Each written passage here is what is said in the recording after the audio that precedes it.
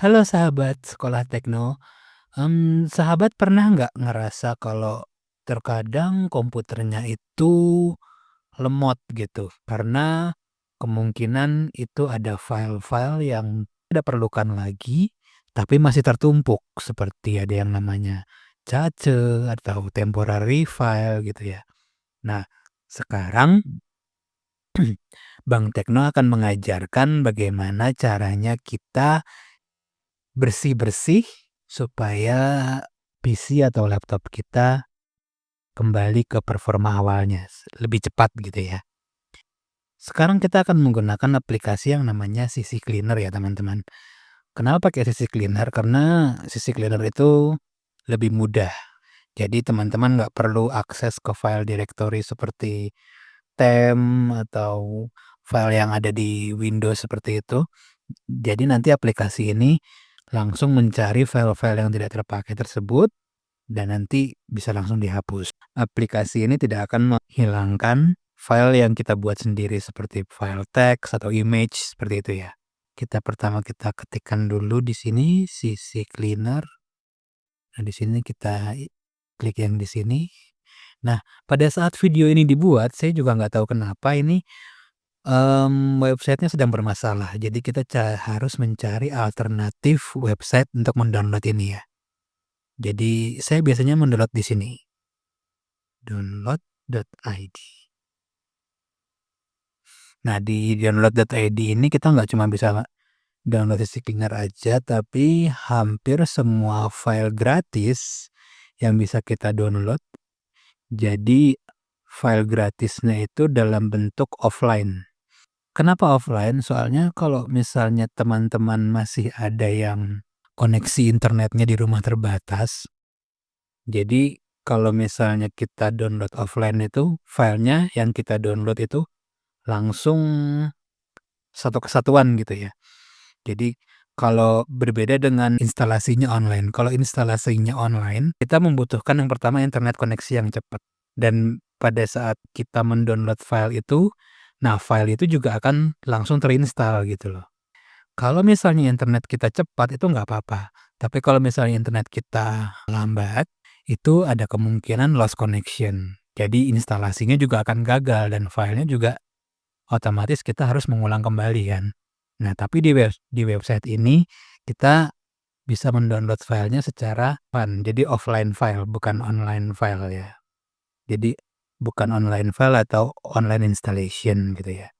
Nah, di sini kita langsung ketikkan aja di sini, kita ketikkan CC. Nah, langsung ada ini kita klik yang ini ya teman-teman ya, CC Cleaner 578 ini. Nah, ini keterangannya langsung aja kita klik yang Windows Installer ya. Kita tunggu sebentar. Nah, karena tadi saya sudah mendownload, jadi ini saya okekan saja. Saya close. Nah, sekarang kita mulai untuk proses instalasinya ya. Tadi file yang sudah saya download tadi saya pindahkan ke desktop saja supaya lebih cepat. Sekarang kita mulai proses instalasi. Ini kita yes. Kita tunggu sebentar. Nah, ini kita langsung saya pilih customize ya. Oke, nggak ada masalah, kita langsung install. Oke, instalasinya sudah selesai.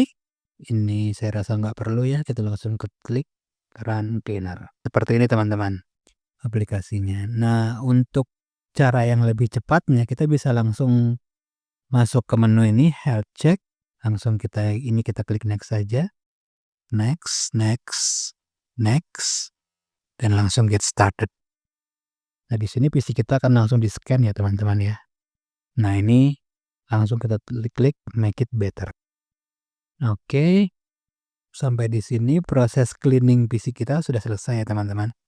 Nah, di sini ada berbagai macam utilitas tambahan ya, seperti ini custom clean. Sebenarnya ini sama aja dengan healthy check. Nah, custom clean ini kita bisa memilih. Jadi direktori mana saja yang bisa di-scan dan ditemukan file-file yang bisa kita buang. File-file Windows ya. Nah, ini kita klik analyze. Nah, kosong karena tadi kita baru saja healthy check tadi ya. Kita baru saja ke sini. Jadi di sini kalau misalnya kita scan Nah, tapi yang ini kalau untuk lebih detail lagi, kalau kita bisa ulang tadi, hasilnya ini. Sebenarnya file ini tidak terlalu ini sih ya, kalau misalnya file ini dihapus pun tidak terlalu berpengaruh atau membebani kinerja PC kita. Jadi kita langsung clean aja, run clean, continue. Nah, seperti itu. Biasanya sih saya setelah melakukan healthy check ini, biasanya yang kedua langsung saya custom clean, karena custom clean ini biasanya lebih detail ya. File apa yang akan dihapus seperti itu.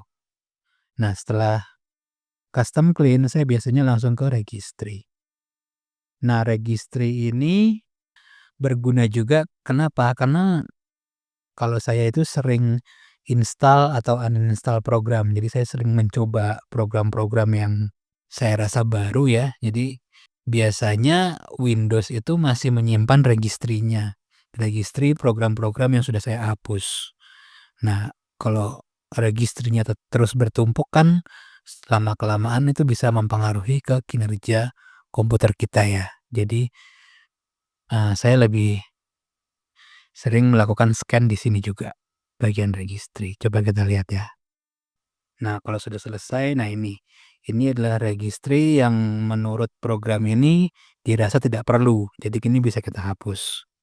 Nah, kalau misalnya teman-teman merasa khawatir, ini sebenarnya masih butuh apa enggak sih gitu ya. Kita coba aja kita review selected issue. Nah, di sini kita bisa membackup juga. Jadi sebelum file ini dihapus, file ini akan bisa kita backup di sini. Jadi kita langsung klik yes. Nah, kita tinggal mau menempatkan file backup itu di mana. Kalau saya biasanya ditaruh di dokumen aja ya, karena dokumen ini, direktori ini jarang saya pakai. Jadi kita akan klik save. Nah, setelah itu kita langsung klik ini aja, fix all selected issue. Nah, oke, selesai. Nah, untuk tombol yang keempat ini ada tools ya teman-teman. Nah, kalau tools ini agak sedikit teknis karena biasanya di sini itu kita hampir sama kayak uninstaller yang ada di Windows ya. Kalau teman-teman tahu biasanya kan kalau misalnya teman-teman mau menghapus program misalnya, oke ini deh Audacity. Kita coba klik uninstall. Nah, bentuknya seperti ini ya teman-teman. Hampir sama kan? Jadi tombol uninstall ini berfungsi sebagai uninstaller juga, seperti uninstaller bawaan dari Windows ya. Ada lagi yang software updater. Software updater ini juga bisa mencari kira-kira software atau aplikasi kita itu ada nggak sih yang udah waktunya diupdate gitu. Nah, kalau punya saya ini kan Audacity sama WinRAR ini udah waktunya diupdate. Kalau mau update ya tinggal update aja gitu ya, tinggal klik update all gitu. Sementara ini saya kira saya belum perlu. Nah, ini juga ada startup. Nah, terkadang startup yang terlalu banyak juga menghambat proses booting dalam sistem operasi Windows. Jadi proses booting itu adalah proses mulai dari komputer itu dihidupkan sampai ke login screen atau langsung ke Windows. Jadi kalau teman-teman tidak melalui login screen biasanya langsung menuju ke desktop. Jadi desktop itu ini ya. Desktop. Jadi ini desktop ya. Oke. Saya rasa itu sih. Jadi sebenarnya ini di tombol ini agak cukup teknis ya teman-teman. Tapi nggak apa-apa kalau mau dicoba ya silakan. Tapi hati-hati. Kalau menurut saran saya sih kalau memang teman-teman nggak yakin mending nggak usah gitu ya. Atau misalnya teman-teman mau menanyakan, "Bang, ini kira-kira perlu apa nggak dihapus?" gitu, tulis aja di kolom komentar nanti saya jawab ya. Oke, saya kira itu. Kalau teman-teman ada pertanyaan, tulis aja di kolom komentar ya. Sampai ketemu lagi di materi selanjutnya. Dah.